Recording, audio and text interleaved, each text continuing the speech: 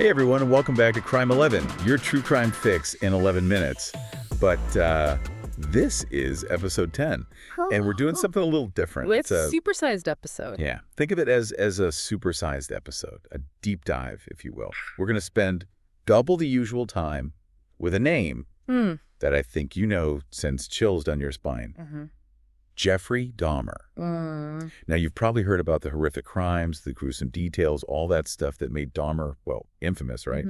But today, we're shifting the focus. We're going beyond those sensationalized headlines and taking a deep dive into the lives of Dahmer's victims. Yeah, that's it. It's so important to remember these were real people. You know, they had their own stories, their own dreams, their own loved ones. Absolutely. These weren't just statistics or case files, right? They were individuals whose lives were tragically cut short. Dahmer's reign of terror lasted over a decade, and he took the lives of 17 young men. And when you start to look closely at these victims, you see a pattern emerge, you know? You get a chilling insight into Dahmer's methods and the vulnerability of those he targeted.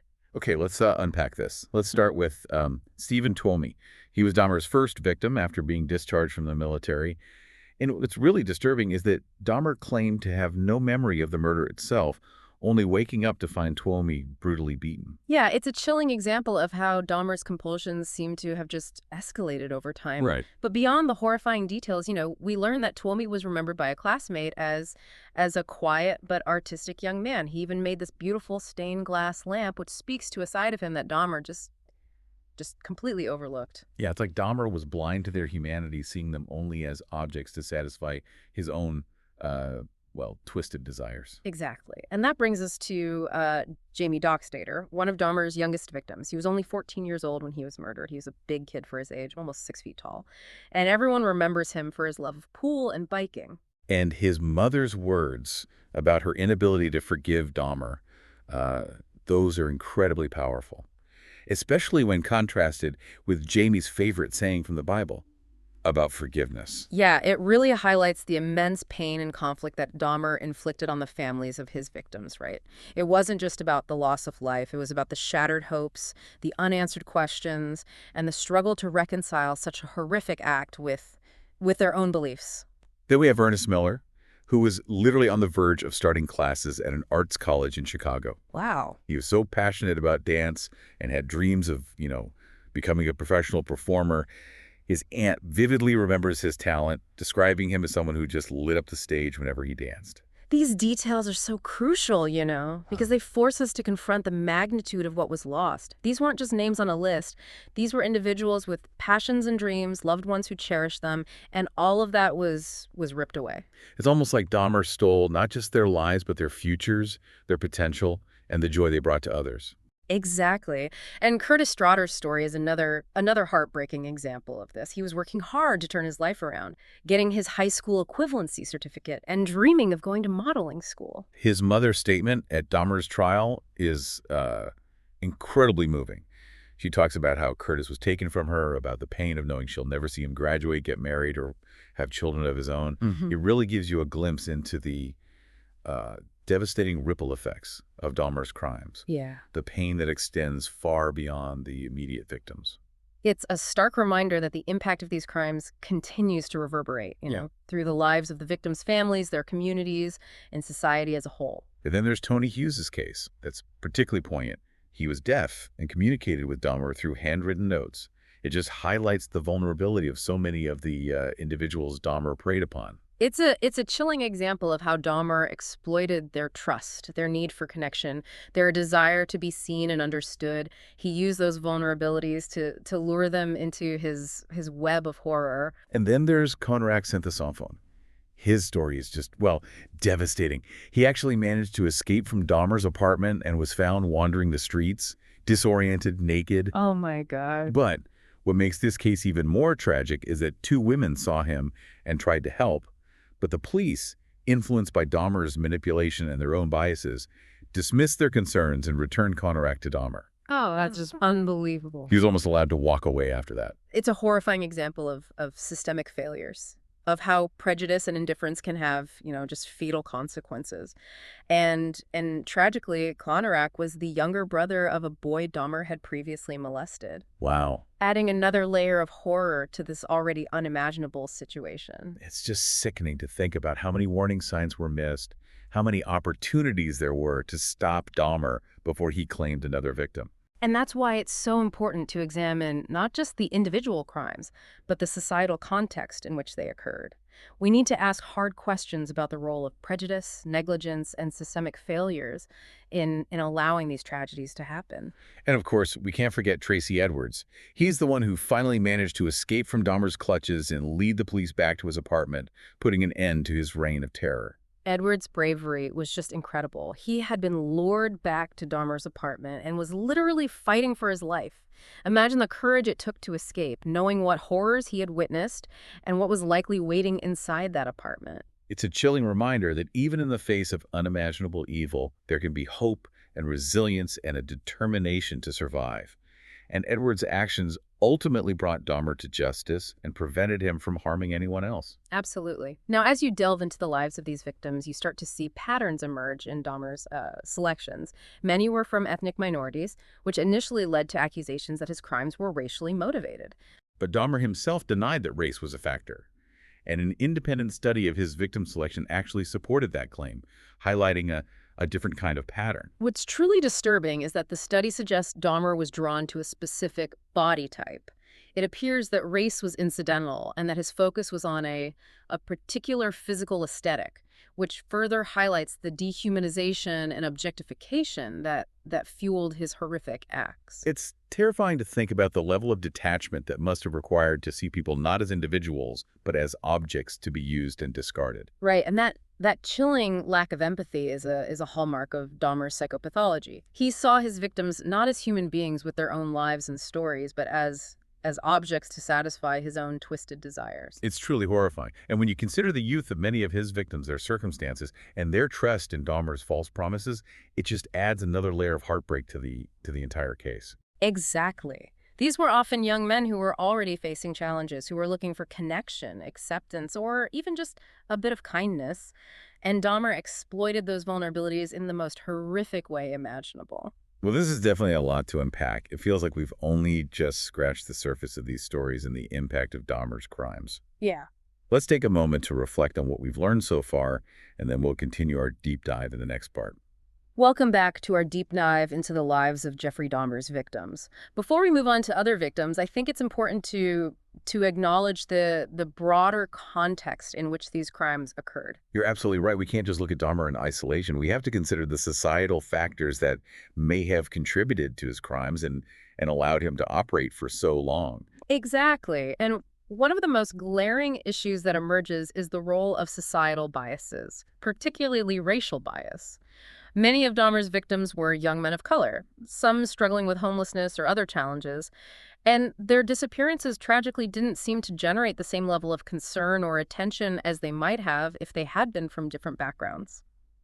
It's heartbreaking to think that some of these young men might still be alive if their disappearances had been taken more seriously from the start. It's a painful truth that we have to confront. There's a tendency, even unconsciously, to devalue certain lives based on race, socioeconomic status, or sexual orientation. And that devaluation can have devastating consequences, as we see so clearly in Dahmer's case. It makes you wonder how many other cases like this have gone unnoticed or underinvestigated because of these same biases. It's a question that haunts us all, and it's a stark reminder of the importance of fighting against those biases, advocating for equal justice for all, and demanding that every missing person's case be investigated thoroughly and with the same level of urgency, regardless of their background. We need to remember that every life is precious, and every missing person deserves our attention and our compassion. Absolutely. And speaking of compassion, it's impossible to talk about Dahmer's victims without acknowledging the profound impact his crimes had on the LGBTQ+ community. You're right. The fact that many of Dahmer's victims were gay men fueled existing prejudices and fears surrounding homosexuality.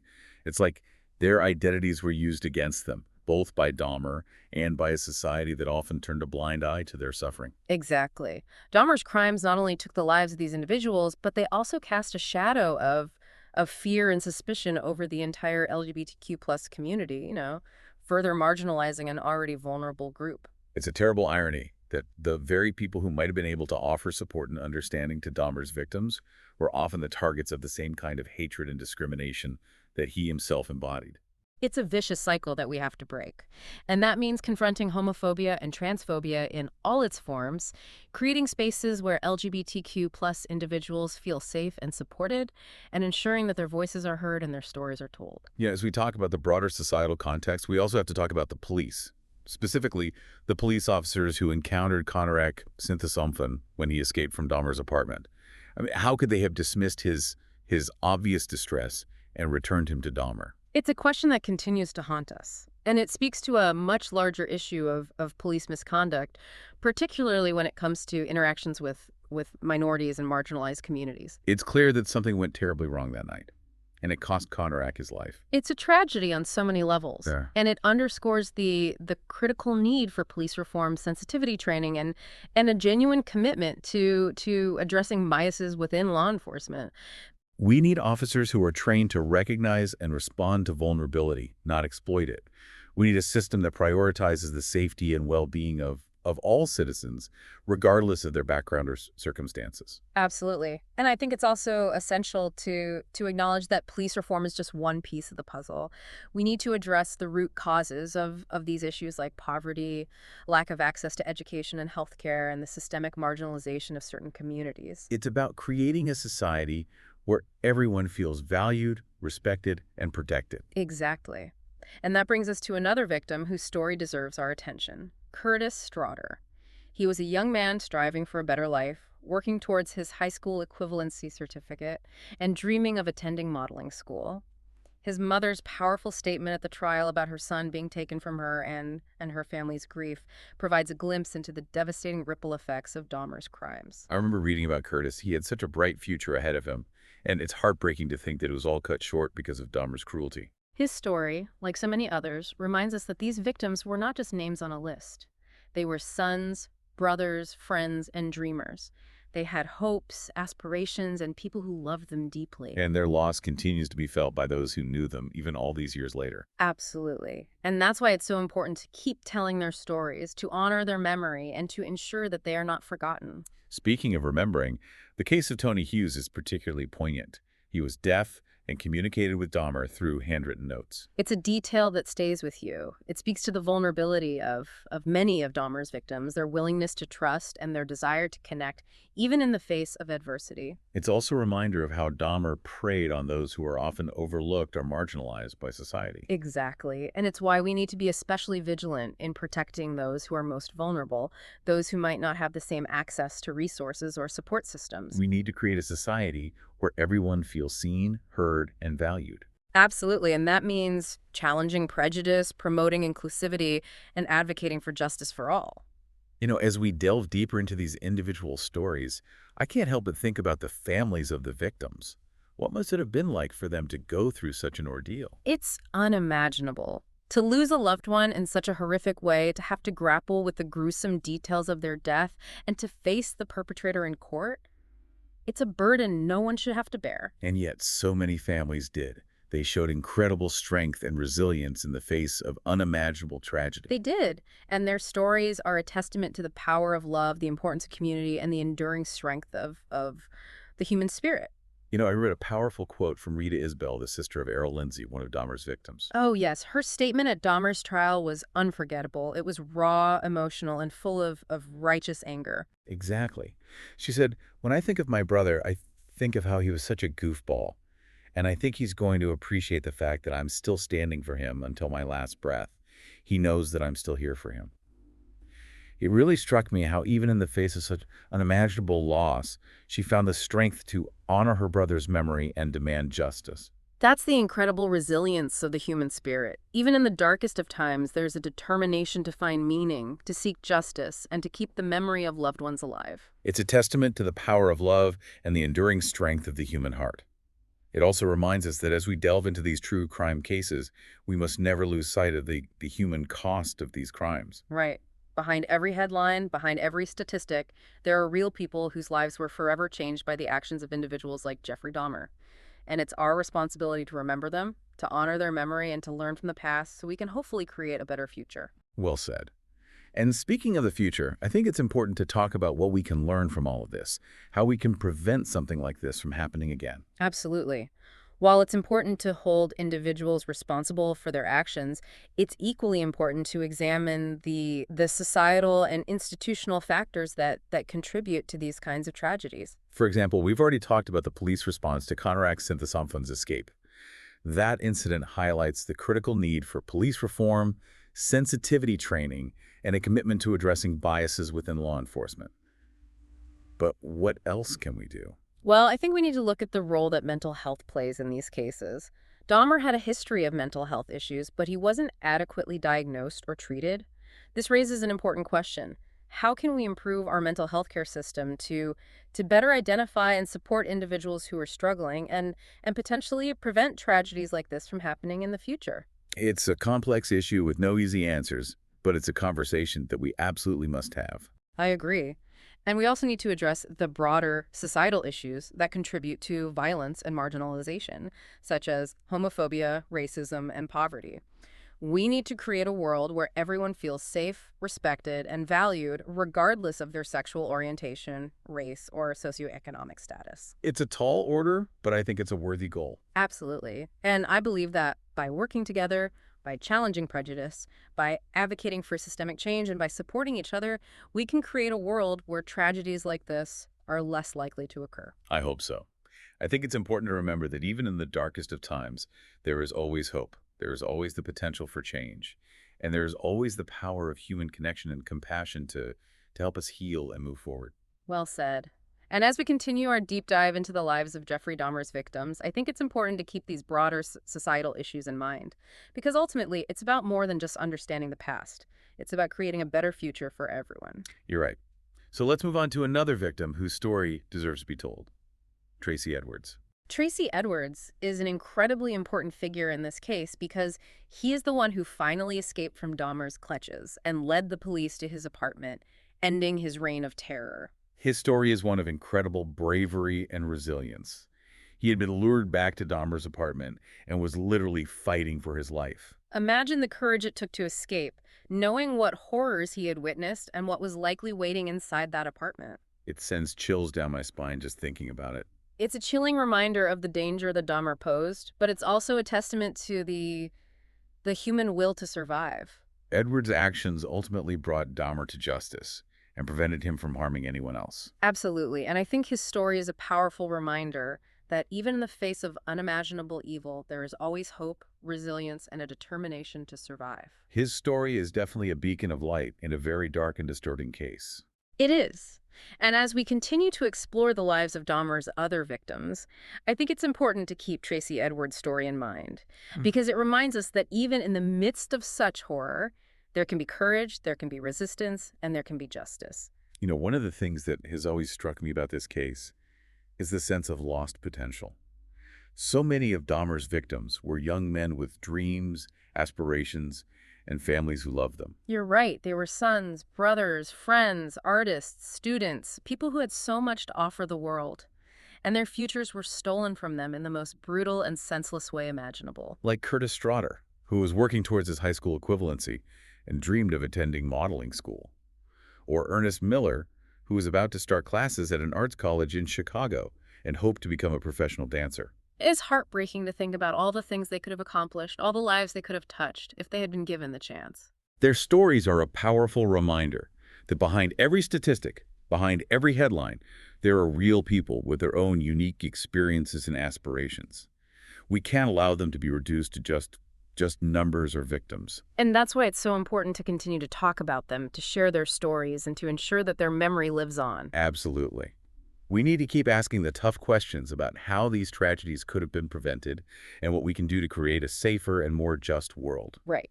We need to continue to challenge societal biases, advocate for systemic change, and support initiatives that promote mental health awareness and access to care. It's a daunting task, but one that we must undertake if we want to create a world where everyone has the opportunity to reach their full potential and live a life free from fear and violence. I completely agree. And I think that's a good place to pause for now. We've covered a lot of ground in this part of our deep dive. We have. And I think it's important to take a moment to reflect on what we've learned and to honor the memory of the victims we've discussed. Absolutely. Their lives mattered, and their stories deserve to be heard and remembered. Well, we've got more to uncover. We'll be back in a moment with the final part of this deep dive. Welcome back to our deep dive into the lives lost to Jeffrey Dahmer. We've covered a lot of ground, haven't we? We have. It's been a heavy journey, but an important one, Yeah. Learning about these individuals, the systemic failures that surrounded them, and the ripples of pain that just continue to spread. As we move towards wrapping up this deep dive, something keeps coming back to me. It's the sheer sense of lost potential. So many of Dahmer's victims were young men, on the cusp of adulthood with dreams just beginning to take shape. It is one of the most heartbreaking aspects of this case, I think. Think about someone like Matt Turner, who was an aspiring model and dreamed of walking the runways of Paris. He had this infectious energy, a smile that could light up a room, Right. and it's all gone, extinguished by Dahmer's darkness. Or Oliver Lacey, who just turned 23 and was working as a landscaper. His family remembers him as a kind and gentle soul, always willing to lend a helping hand. And the fact that he had a young daughter makes his loss even more profound. It's a constant reminder that these weren't just names in a police report. These were vibrant individuals with hopes, aspirations, and loved ones who cherish them. Their absence leaves a void that can never truly be filled. And that's why it's so crucial that we do more than just acknowledge the horror of what happened. We need to remember these men, their stories, and the light they brought into the world. I completely agree. And I think part of that remembrance is holding on to the outrage, the demand for justice, and the commitment to learning from the past. Earlier we talked about the systemic failures that allowed Dahmer to operate for so long. But there's another layer we haven't really touched on yet, and it's something that's haunted me throughout our deep dive. It's the question of accountability, not just for Dahmer, but for the individuals and institutions that could have intervened. I think that's an incredibly important point. While Dahmer bears ultimate responsibility for his actions, we can't ignore the missed opportunities, the warning signs that were ignored, and the systemic biases that contributed to this tragedy. I keep thinking about the police officers who dismissed Conrad Someone's escape and returned him to Dahmer's apartment. Their actions, fueled by prejudice and indifference, directly contributed to Conrad's death. It's a horrifying example of how even those entrusted with protecting us can fail so catastrophically, and Right. it raises uncomfortable questions about the systems we rely on, the biases they perpetuate, and the need for fundamental reform. We can't let these failures be swept under the rug. We have to demand accountability, not just from individuals, but from institutions that allowed such a horrific miscarriage of justice to occur. Absolutely. And that accountability starts with acknowledging the truth, confronting the uncomfortable realities of bias and systemic failure, and working tirelessly to create a more just and equitable world. A world where everyone is seen, valued, and protected, regardless of their race, sexual orientation, or socioeconomic status. Exactly. And I think that's where the true power of remembrance lies. It's not just about looking back with sadness and outrage, but about using that knowledge to fuel positive change. It's about honoring the victims by working to create a world where such tragedies are less likely to occur. So where do we go from here? What can we as individuals do to make a difference? I think it starts with awareness. Educate yourself about the issues. Challenge your own biases, and speak up against injustice wherever you see it. Support organizations that are working to address these issues, whether it's advocating for police reform, promoting mental health awareness, or fighting for LGBTQ+ rights. It's about making a conscious effort to see the humanity in everyone, to recognize the interconnectedness of our lives, and to use our voices to create a more compassionate and just world. And I think it's also about remembering that change doesn't happen overnight. It takes time, persistence, and a collective effort. But I truly believe that by working together, by listening to each other, and by holding on to hope, we can create a world where the horrors of the past are not repeated. Well said. I think we've come full circle in this deep dive. We started by delving into the individual lives of Dahmer's victims, and we've ended by grappling with the larger societal issues that allowed his crimes to happen. It's been a difficult but essential journey. And I hope it's left our listeners with a renewed sense of empathy, a deeper understanding of the complexities of this case, and a commitment to creating a more just and compassionate world. I couldn't have said it better myself. Thank you for joining us for this difficult but crucial conversation. We'll be back next time with another deep dive into a different case. Until then, remember to stay curious, stay informed, and stay engaged.